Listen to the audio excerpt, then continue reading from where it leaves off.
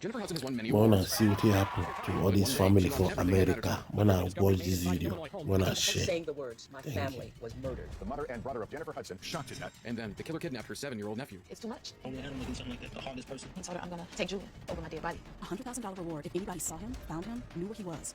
We're interested in Mrs. Kid. Where's the kid? Well, I'm not letting him off the hook for anything. Jennifer Hudson reveals she could have been next. I was literally picking up my bags to go to my mother's house. David was going out to train in Florida. He called me like, can you come out here instead of going? And I was like, okay, sure. And that one decision, that one thing. You would have been there. You know what happened? She followed him. So I would have been home sleeping in the bed with her. And do you think he would have? On October 24, 2008, nothing could have prepared Jennifer Hudson for the discovery her sister was about to make. At around 3 p.m., Jennifer's older sister Julia returns from work to the Hudson family home, a place where they've lived for most of their lives. As she walks to the entrance, she expects to be greeted by her 7-year-old son Julian, who stayed at home from school that day, being watched over by her mother Darnell and her older brother Jason. But as she is about to step inside, she is shocked to find a bullet hole in the front door. She opens the door and is immediately struck by the sight of her mother's lifeless body. In a frenzy, Julia runs out of the house and calls 911. What happened? Is she breathing? While on the call, she realizes she doesn't know where the rest of her family is and asks a neighbor to look inside the house. What she would later find out is that her brother Jason was shot dead in his bedroom and her son Julian had been abducted. The mother and brother of Oscar-winning actress and singer Jennifer Hudson were found murdered in the family's home. That tragedy is compounded by the growing mystery over what happened to Hudson's 7-year-old nephew. Only animal do something like that, man. The hardest person, man. The child innocent, man. He deserved nothing like this. Little Julian, very intellect, very smart child. Somebody, anybody, whoever, just let him go. Sadly, gunshots are so common here that when they rang out Friday morning, no one bothered calling 911, and that ended up giving the killer what amounted to a 7-hour head start with his little captive, Julian King, in tow. The Amber Alert for Julian King is in effect. Anyone who's seen a white 1994 Chevy Suburban is urged to call police. All I ask, just let the baby go. Please. He's 7. Let my son go. Please, that's all I ask. Outside the family home, neighbors are sharing the grief. And just let Jennifer know that we care. That's all. People in the neighborhood say they remember voting for Jennifer Hudson when she was on American Idol. They of course prayed for her and they wanted something good to happen for her then. Now they say they're holding out hope, of course, for their 7-year-old loved one to be returned here safely in Inglewood. The tragedy comes at a time when the Oscar-winning Dreamgirls star was living the dream. Not only I can do it, but you can do it too. But she still relied heavily on her close-knit family to help stay grounded. Even as a rising star, Jennifer would constantly return home to be with her family. The last time she was with them was the weekend before everything happened. My nephew Julian was sitting, reading a book in the living room. It was always me and my tug-a-bear. That's what I called him. I was playing the piano, and my mother sat on one side of me, and my brother sat on the other side. And I was singing him a song. And it was just us, me and family. But on the day of the murders, even though she was far away, she knew something was wrong. I was in Tampa, Florida with my fiance. He asked me to come out and visit him, and so I did on my off time. I woke up about 10 or 11 in the morning, and I noticed that I'm looking to see the text from my mom, and it wasn't any. If I'm waking up around 10 or 11 o'clock, and there's no message from her at all, that was just really odd to me. That was the first thing I said. My mom didn't text me. Maybe she's busy, I don't know. So I remember falling back to sleep, and when I woke up, my sister called my fiance's phone, and he couldn't understand what she was saying because she was so hysterical. And I grabbed the phone from him, and that's when she told me. She understood what I was there. And she was screaming. And she flew in right away. As Jennifer arrived in Chicago on the night of the murders, the press waited for a comment, but she remained silent. One of the first things she does is to go to the Cook County Examiner's office, where she has the devastating task of identifying her mother and her brother's bodies. It's all like a word. It was surreal. It was like I was outside of myself. Without giving herself time to grieve, she decides to put all her focus on finding her nephew. $100,000 reward if anybody saw him, found him, knew where he was. We were just trying anything we could to get him back. The only thing the family really feels will comfort them is having Julian in their arms, knowing that he's safe and okay. Just hope they just find out who did it. When they find him, they get what they desire. You knew immediately who had done it. We all did. You all did. In this picture taken just a few months earlier, Jennifer is standing next to the man she would later blame for her family's murder, her brother-in-law, William Balfour. He told the police, go get him. He had an argument with my sister, and he went up to her job and told her, I'm gonna take Julian. And Julia went home and told my mother, and my mother said, over my dead body.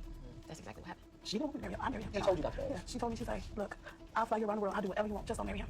Balfour was very angry with the family after being thrown out, that he often went on angry tirades, and this man was prone to violence. The police run with this lead and are able to use William's phone number to triangulate his location. They pinpoint him miles away from the crime scene at his new girlfriend's house. When the police entered that home, William Balfour attempted to flee. We heard a loud bang. The police kicked the back door open. But they came in full force and put me right on the ground. For the Hudson family, grief mixes with hope. Authorities tell that the suspect is in custody. William Balfour is being questioned by police, but Hudson's 7-year-old nephew Julian King, who Balfour is suspected of abducting, still has not been found. Why am I here? You're here because you're another one, the next mother-in-law, the next mother-in-law, the one thing. We're interested in Mrs. Kid. Where's the kid? I don't know what he is. I don't. Let me put it this way. Your little boyfriend's up DEAD somewhere. You have a problem. Julian, I have a problem. The Amber Alert remains active, as does the police investigation. There is still no sign of the white Chevy SUV. And on October 27th, they finally had the break they were hoping for. Early Monday morning, several miles away from the original crime scene, a couple walking their dog realized an SUV parked on their block was the one that police had been looking for. And he went and looked at the license plates, and it matched what was on the TV. So what you're looking at is video of the white SUV. People from the medical examiner's office are going to that car right now. We understand that there's a possibility that the 7-year-old nephew, Julian King, may have been found dead this morning. For the second time in 2 days, Jennifer goes to the Cook County Examiner's office, but this time it was to identify her 7-year-old nephew. It's literally just takes a part of me. And he was such a bright little boy. He was so smart. He, I can't even say it. It's like, how could that happen? This really happened? That's when you know it's real, when you find yourself saying it, or having to say it. Saying the words, my family was murdered, makes it real. Mourners gather at a Chicago church for a private funeral for Jennifer Hudson's slain mother, brother, and 7-year-old nephew. I can't even get over, like, who do I grieve for first? Of course, I'm gonna think of my mother. This is my mother, so I think of her a lot. Next, I think of Julie, my brother. I have moments where it's bits and pieces, like, it's too much. You confuse, your mind is confused, your feelings are confused. You don't know where to start. Mourners say the Oscar-winning actress paused to give her mother a final kiss during the service, and that the family remained composed. I cannot imagine how she feels. I would never know that, you know. It's very hurting to know that someone will kill a 7-year-old. But what have he done to anyone in his whole lifetime for them to kill him?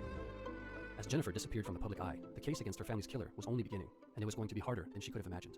That there is no physical evidence to connect William Balfour with the murders of Darnell Thomason, Jason Hudson, and Julian King. The DNA on the murder weapon doesn't match Balfour's. Defense argues investigators wrongfully zeroed in on Balfour because they had a high-profile case on their hands and needed a suspect. We are extremely confident that once all of the evidence has come to light, that William will be found not guilty. My mom used to say, Jenny, one of my favorite things about you is that no matter how negative things are, you've always seemed to find a positive. And I remember thinking in that moment, like, how am I supposed to find a positive in this? I'd wake up depressed for almost 2 weeks straight inside one room. I was pretty much secluded from everything that was going on. I didn't watch any TV. I didn't want to even know what was going on because I had more than enough to deal with. I remember being asked to do a film around the same time, and I was like, I have to get adjusted to who I am now. So I can't be another character if I don't know who I am. As the trial date was getting closer, Jennifer was asked to perform at the Grammys. It would be one of her first public appearances in 2 months. But what made things worse was the reality that in just a few days, she would be celebrating her brother's birthday without him. It's killing us to even face the holidays and the birthday. When you lose loved ones, you don't want to see a birthday come.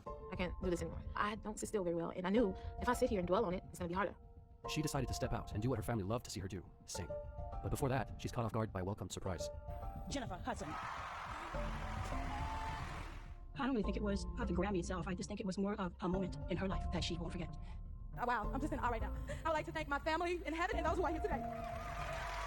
Wow. But the most emotional part of the night was her performance. Amidst the pain, Jennifer sings for the family she lost. Ladies and gentlemen, Jennifer Hudson. I could hear my brother in my head, like, Jennifer, you need to kill this. I was out in the cold. Nothing could heal this hole in my soul. You need to get up and do it. I knew he would be disappointed if I didn't do it justice. You reached out your arms to me, held out your heart to me, thought I'd reach the end. God never gives you anything that you can't handle. And again, it's in a religious thing, but you go like, wow, he's allowing her to handle it tonight. He's allowing her to still have a sweet taste in her mouth after all of these bitter things.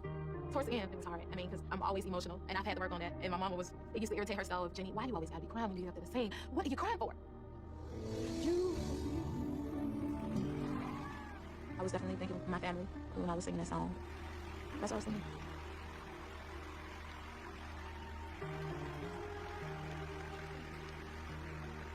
Really, you cannot put into words how special of a moment that was for me. It was like, if there could be anything to lift me up, that would be it. So often we get lost. Music is like home. You know, it's that base, and anytime you're lost, anytime you're trying to find your way, anytime you're scared, you're home. Jennifer felt her family was still with her, cheering her on and giving her the strength to move forward. I can hear him saying to me, Jenny, knock it off. Like right now, my mama be fussing at me. Why you always crying? Stop crying. My brother telling me, Jenny, knock it off. You gotta keep going. And so, the only thing I can do to honor them is to make them proud. And that's what keeps me going. And I haven't been to the gravesite since we buried them. Like, I can't come back here empty-handed. To make sure her family gets justice, Jennifer decides it's finally time to face their killer. In a stunning move, prosecutors launched their case Monday with a witness that had the highest profile, Jennifer Hudson. Witnesses like this, when you don't have physical evidence such as DNA or fingerprints or gunshot residue, those are things that are super important. She's a surviving member of the family that would testify about the family members that were murdered in this particular case. A high-profile trial attracted a swarm of media. The cameras are not allowed in the courtroom. Although Jennifer is the primary witness for the case, her testimony, while beneficial, could backfire on the prosecution's case. We're all killing ourselves if you don't think the celebrity of someone like Jennifer Hudson won't affect just the people in the courtroom. If the jurors feel that she is overreacting or acting in any way, it will hurt. I don't like the idea of being boxed into anything. This is who you are, this is what you're gonna be. No, in my world, there's no limit. Nobody gets to determine that for me. In the summer of 2006, did you learn that your sister Julia was dating somebody?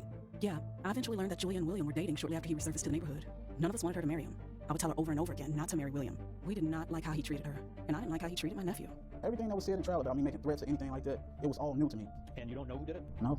Or you're just not willing to say? No, it's nothing like that. It's nothing like that. It's very responsible. I'm not letting him off the hook for anything. Jennifer is trying to say that this is not a crime that will go unpunished. This is not another nameless, faceless crime that nobody pays attention to. She helped set the time of this crime. There was a habit between her and mother that Mom would always text her Dad coupled with all of the other witnesses in the case and cell tower analysis done with the defendant in that area at the time these sort of crimes were being committed. So many compelling pieces of circumstantial evidence. When you put it all together, you know exactly what the picture is. William Balfour guilty of murdering Hudson's mother, brother, and 7-year-old nephew. Judge Burns said, "Your heart is an Arctic night, and your soul is as bare in as dark space." Why was it so important for you to be there each and every day? That's very easy to answer. My mother would have been there, so I had to be there every step of the way. Both of us did, and to honor them. But that was the only thing to be done, was to be there. So nothing else mattered. We had to be there. After sending William to prison, Jennifer felt she could finally see her family. Now I want to go because I felt like, okay, To stand above the grave. right, I've accomplished this. We've done this. We got justice. So I came back with justice being served. So now I feel like I deserve to be able to see them. Every day, it's not a day go by that I don't hear my mother in my head. That's what I live by, and everything I do, I try to reflect and know, to be sure that she's proud of me. That's what keeps me going, knowing that I know she's proud of me. The trauma of my mother's death is not the story of her life. Jennifer Hudson just couldn't hold back the tears on the oral proclamation naming this Julian King Day in Chicago. For the second straight year, through a foundation named for Julian, the Hudson sisters distributed school supplies to needy kids at the Crux Center in West Bowman to honor Julian's memory. I just want to make sure that, we just remember him, and it's a healing process for all of us. I feel like as though we have like a new beginning, and it's beautiful. We're still blessed, and we've had our loss, but we're finding our way. Your mother, do you think about her? You know what? This all Today happening? is my mother's birthday. Oh, wow. She used to write me letters when I was away. She said, of all these things you've done, my favorite part is the person you are, and then your character. I've seen the highest of the highs and the lowest of the lows. We have no choice but to go on. The best way to keep going is to honor their memories and to live in the way they wanted you to live. You've been blessed with life, so live it.